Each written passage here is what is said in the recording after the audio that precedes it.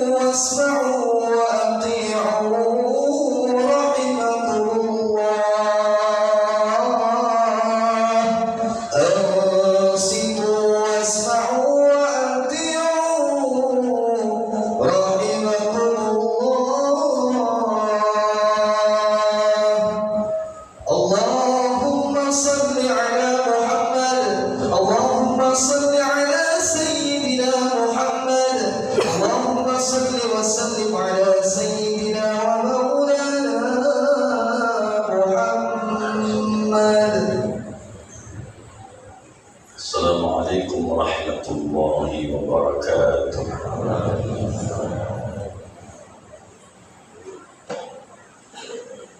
Allahumma salli ala sayyidina Muhammad wa ala ali sayyidina wa maulana Muhammad.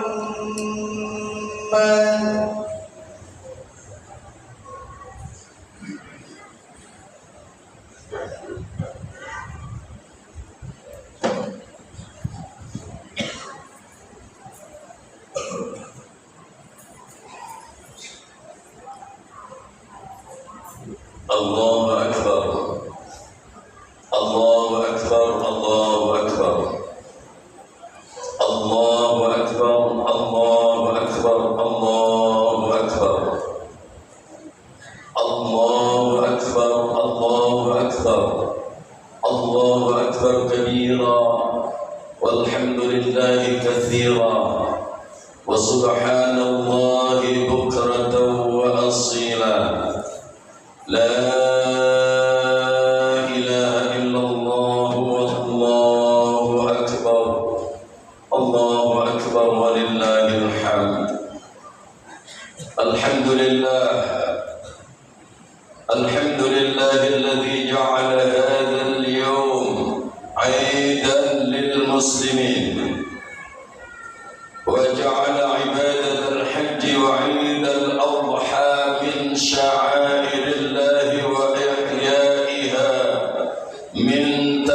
القلوب. وأشهد أن لا إله إلا الله وحده لا شريك له، وأشهد أن سيدنا ونبينا محمدا عبده ورسوله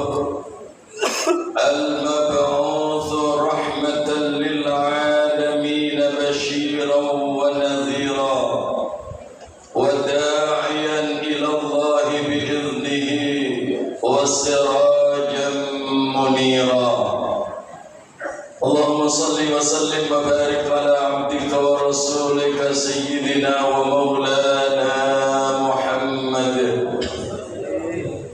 وعلى آله وأصحابه وسلم تسليما كثيرا.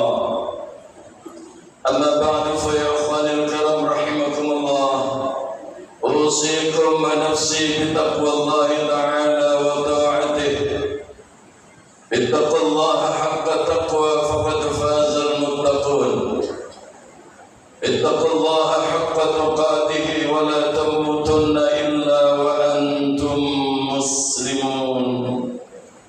فقد قال الله تعالى في القرآن الكريم: أعوذ بالله من الشيطان الرجيم. إنا أعطيناك الكوثر فصل لربك وانحر إن شانئك هو الأبتر. صدق الله العظيم. أيها الإخوان، jamaah salat Idul Adha yang dirahmati oleh Allah Subhanahu wa taala. Hari ini sungguh luar biasa sekali Allah Subhanahu wa taala menghadirkan kenikmatan serta kanugrahan kepada kita sekalian. Allah takdirkan kita di pagi hari ini tetap dalam keadaan iman. Allah berikan anugerah kepada kita pagi hari ini untuk bisa tetap dalam keadaan sehat walafiat. Allah anugerahkan kepada kita pertolongan yang dahsyat, sehingga mudah bagi kita untuk melangkahkan kaki kita menuju tempat yang mulia untuk menunaikan panggilan Allah Subhanahu wa taala melaksanakan salat Idul Adha. Tentu tidak ada satupun yang pantas kita lakukan di pagi yang luar biasa ini kecuali dengan terus-menerus menghadirkan rasa syukur kita kehadirat Allah Subhanahu wa taala dengan upaya semaksimal mungkin meningkatkan takwa kita kepada Allah Subhanahu wa taala dengan sebenar-benarnya takwa sesuai dengan kemampuan maksimal yang Allah berikan kepada kita.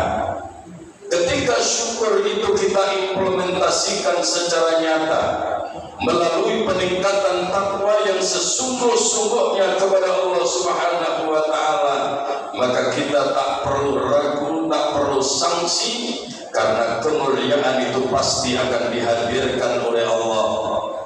Kemuliaan itu pasti akan diberikan oleh Allah kepada kita, baik di kehidupan dunia ini terlebih di kehidupan akhirat nanti. Amin ya rabbal alamin.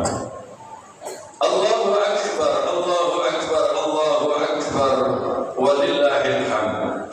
Ayyuhal hadirun, kita semua tahu sejak kemarin hari Arafah, umat Islam di seluruh dunia bergemuruh mengumandangkan kalimat takbir, mengagungkan asma Allah Subhanahu wa taala.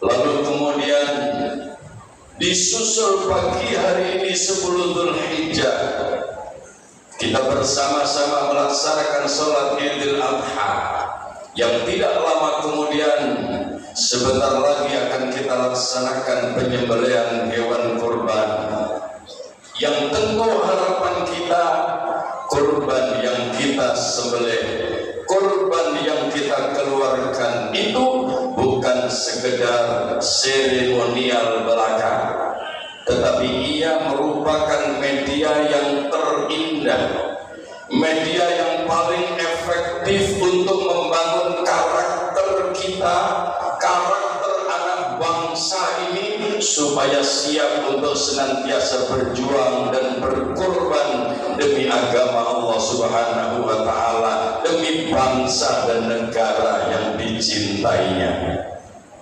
Ayyuhal hadirun, ma'asyiral muslimin rahimakumullah, bahwa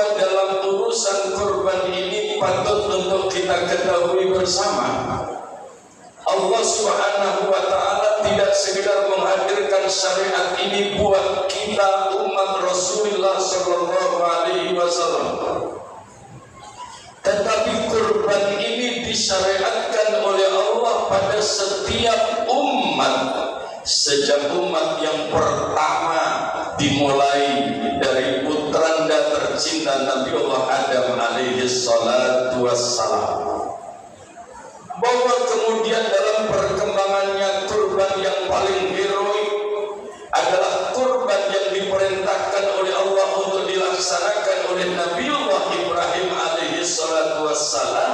Itu benar, tetapi esensi kurban itu sudah disyariatkan oleh Allah sejak adanya manusia hingga akhir zaman nanti.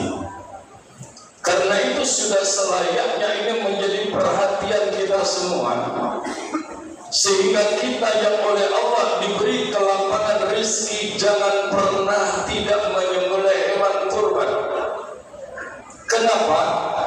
Karena baginda Rasulullah sallallahu alaihi wasallam mewanti-wanti, mengingatkan bahwa bahkan sangat menekankan sekali kepada orang-orang yang diberi keluasan rezeki oleh Allah Subhanahu wa ta'ala agar mereka tidak sampai tidak berkorban.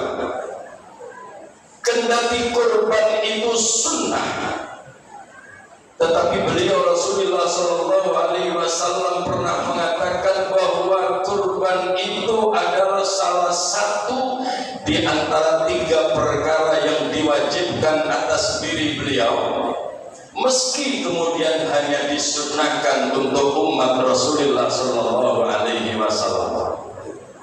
Ini artinya apa? Ini artinya bahwa kurban itu bukan sekedar sunnah biasa. Karena rata-rata kesunahan itu berlaku untuk umat, berlaku pula untuk nabinya. Tapi kurban tidak, sunnah untuk umat, tapi wajib untuk Rasulullah sallallahu alaihi wasallam. Karena itu beliau kemudian katakan, man kana lahu sa'atun wa lam yudahi falyamut in sya'a yahudiyan wa in sya'a nasraniyan. Barang siapa yang diberi keluasan rezeki oleh Allah lalu kemudian dia tidak berkorban, tidak mau menyembelih hewan korban, maka aku tidak peduli dengan mereka, entah mereka nanti akan mati dalam keadaan Yahudi atau mati dalam keadaan Nasrani. Naudzubillah. Bahkan dalam redaksi hadis yang lain beliau katakan, fala yaqrabanna musallana.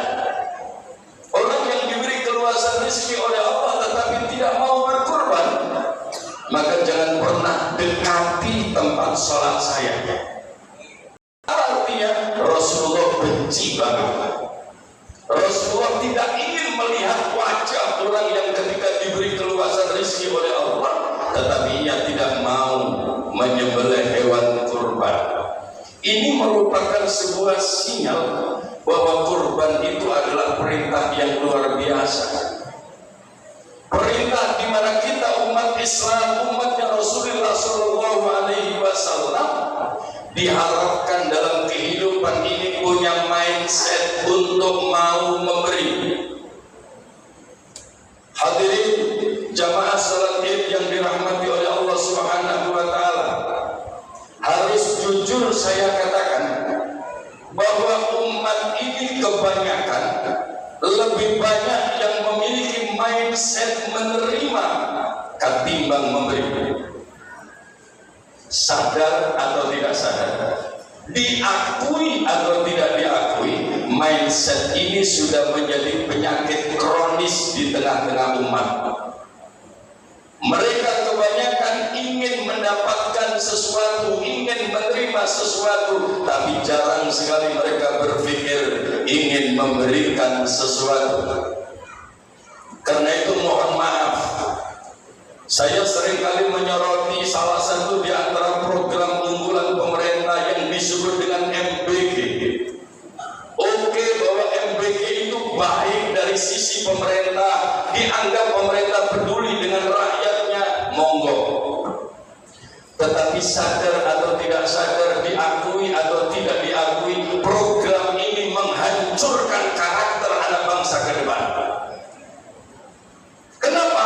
Anak-anak kita sejak kecil, sejak mereka di SD sudah dibiasakan untuk menerima, tidak dibiasakan untuk memberi. Bahaya. Sehingga 10 tahun yang akan datang, 20 tahun yang akan datang, jangan pernah menyalahkan siapa-siapa. Kalau kemudian bangsa ini hanya bisa berpikir apa yang aku terima dari negara, tapi mereka tidak pernah berpikir apa yang harus aku berikan kepada negara. Ini efek yang tidak pernah difikirkan oleh para pejabat-pejabat kita ketika membuat program. Sekali lagi saya katakan, saya tidak mengatakan itu jelek, tapi berbahaya sekali. Bahwa dari sisi pemerintah, oke, itu bagian dari kepedulian mereka. Terlepas dari kemudian uangnya dikorupsi, bukan urusan saya, biar mereka tanggung jawab sendiri di hadapan Allah Subhanahu wa Ta'ala. Tapi yang saya khawatirkan adalah karakter anak bangsa yang nanti 10 tahun, 20 tahun yang akan datang, mereka cuma bisa berpikir apa yang saya terima dari bangsa, apa yang saya terima dari negara. Mereka tidak akan pernah berpikir apa yang aku berikan kepada negara. Karena sejak kecil sudah dilatih untuk menjadi tangan yang di bawah. Padahal Rasulullah tegas mengatakan al-yadul ulya khairun minal yadis sufla. Tangan yang di atas itu lebih baik daripada tangan yang di bawah. Pemberi itu lebih baik daripada peminta. Dan ini seringkali diabaikan dalam kehidupan nyata.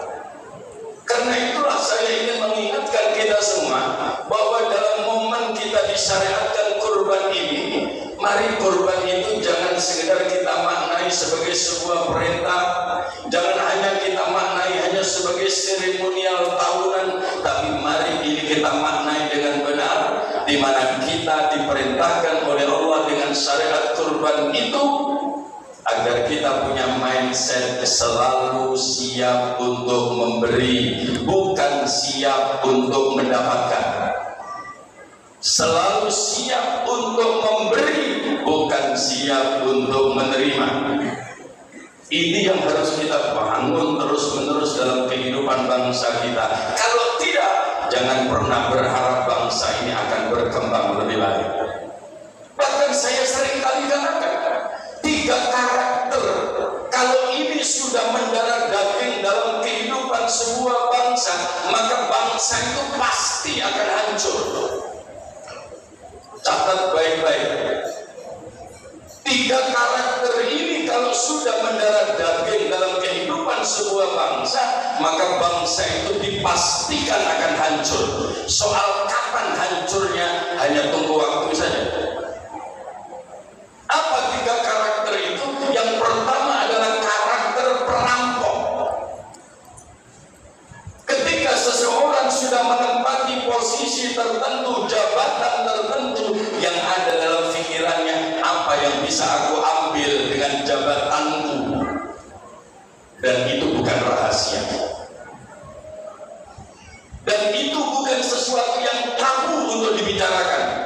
Karena memang fakta berbicara, hampir setiap pejabat rata-rata terlibat dalam urusan korupsi atau perampokan yang diperhalus bahasanya. Soal kemudian ini ketangkap, ini tidak ketangkap, itu cuma soal nasib saja. Ya, itu cuma soal nasib saja.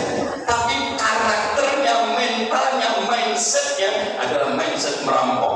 Kendati saya tidak mau mengatakan bahwa itu berlaku semuanya, tapi banyak yang seperti itu. Yang kedua adalah karakter pengemis. Karakter pengemis ini juga berbahaya, dan ini sudah menjangkiti hampir kebanyakan masyarakat kita yang dipikir apa sih subsidi yang dikasihkan pemerintah ke saya, apa sih yang nanti akan saya terima dengan pemerintahan yang ini. Tapi jarang sekali yang berpikir apa yang harus aku perjuangkan untuk kemajuan bangsa ini. karakter pengemis, bisanya cuma minta dan minta. Lalu kemudian yang ketiga adalah karakter penjilat. Ini juga sudah menjadi virus yang menyebar hampir kebanyakan aparatur negara.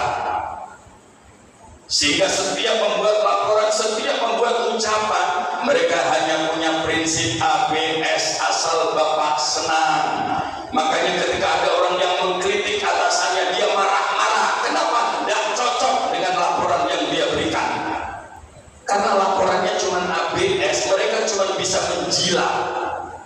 Kalau tidak menjilat, dia tidak mendapatkan makan.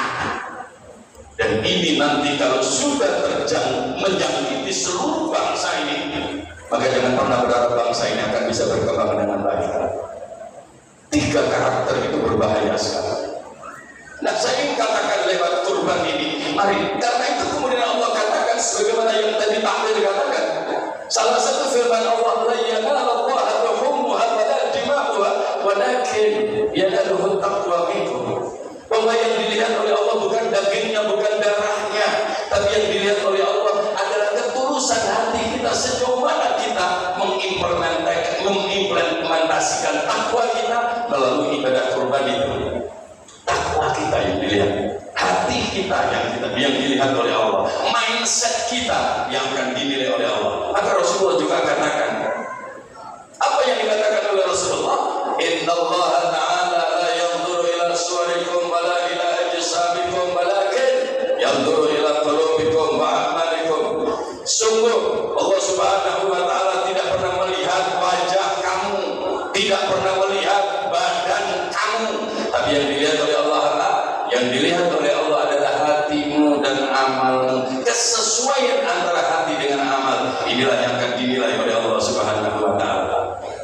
Tentu kita semua berharap mudah-mudahan lewat Idul Adha dan penyembelihan kurban tahun ini, Allah Subhanahu wa ta'ala membuka hati kita.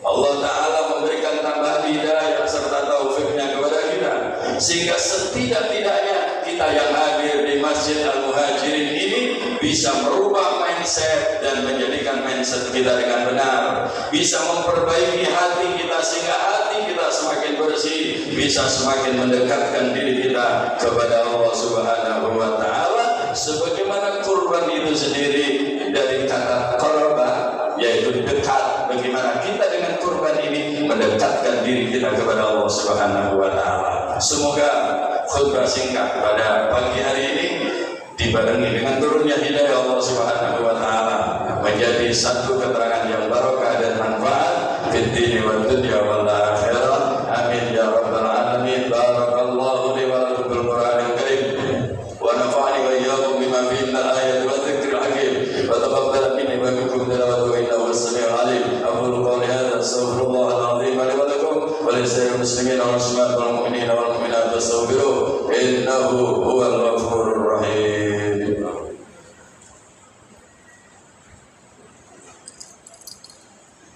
Allahumma salli wa sallim wa zid wa an'im wa tafaddal wa barik bi jalalika wa kamalika ala sayyidi ibadika wa ashraf ibadik sayyidina wa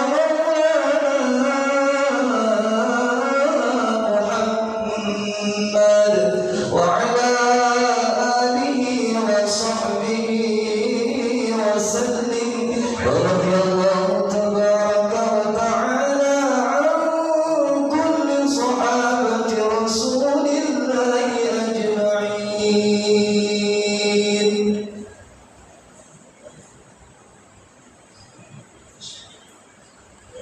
الله أكبر الله أكبر الله أكبر الله أكبر الله أكبر الله أكبر الله أكبر كبيرا الحمد لله كثيرا وسبحان الله بكرة وأصيلا لا إله إلا الله والله أكبر الله أكبر ولله الحمد.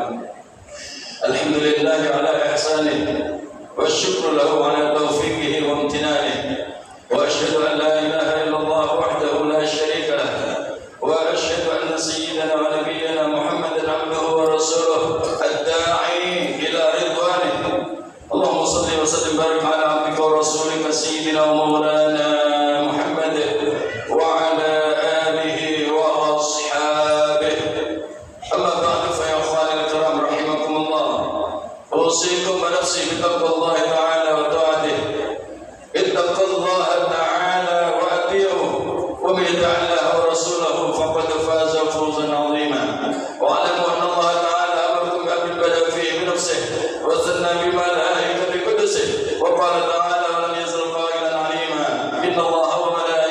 يصلون على النبي يا أيها الذين آمنوا صلوا عليه وسلموا تسليما. اللهم صل وسلم وبارك على عبدك ورسولك سيدنا ومولانا محمد وعلى آله وأصحابه أجمعين. اللهم صل على سيدنا محمد وعلى آل سيدنا محمد كما صليت على إبراهيم وعلى آل سيدنا إبراهيم، وبارك على سيدنا محمد وعلى آل سيدنا محمد كما باركت على سيدنا إبراهيم وعلى آل سيدنا إبراهيم في العالمين إنك حميد مجيد. اللهم ارض عن الخلفاء الراشدين الذين قضوا بالحق وكانوا به يعدلون، أبي بكر وعمر وعثمان وعلي، وعن بقية الصحابة والتابعين وتابع التابعين ومن تبعهم بإحسان إلى يوم الدين، وارض عنا معهم برحمتك يا أرحم الراحمين. اللهم اغفر للمؤمنين والمؤمنات والمسلمين والمسلمات الأحياء منهم والأموات. اللهم أعز الإسلام والمسلمين وأذل الشرك والمشركين. اللهم انصر من نصر الدين واخذل من خذل المسلمين ودمر أعداءنا وأعداء الدين. ربنا اغفر لنا ولإخواننا الذين سبقونا بالإيمان ولا تجعل في قلوبنا غلا للذين آمنوا ربنا إنك رؤوف رحيم. ربنا لا تزغ قلوبنا بعد إذ هديتنا وهب لنا من لدنك رحمة إنك أنت الوهاب. ربنا ظلمنا أنفسنا وإن لم تغفر لنا وترحمنا لنكونن من الخاسرين. ربنا لا تؤاخذنا إن نسينا أو أخطأنا. ربنا ولا تحمل علينا إصرا كما حملته على الذين من قبلنا. ربنا ولا تحملنا ما لا طاقة لنا به. واعف عنا واغفر لنا وارحمنا أنت مولانا فانصرنا على القوم الكافرين برحمتك يا أرحم الراحمين. ربنا آتنا في الدنيا حسنة وفي الآخرة حسنة وقنا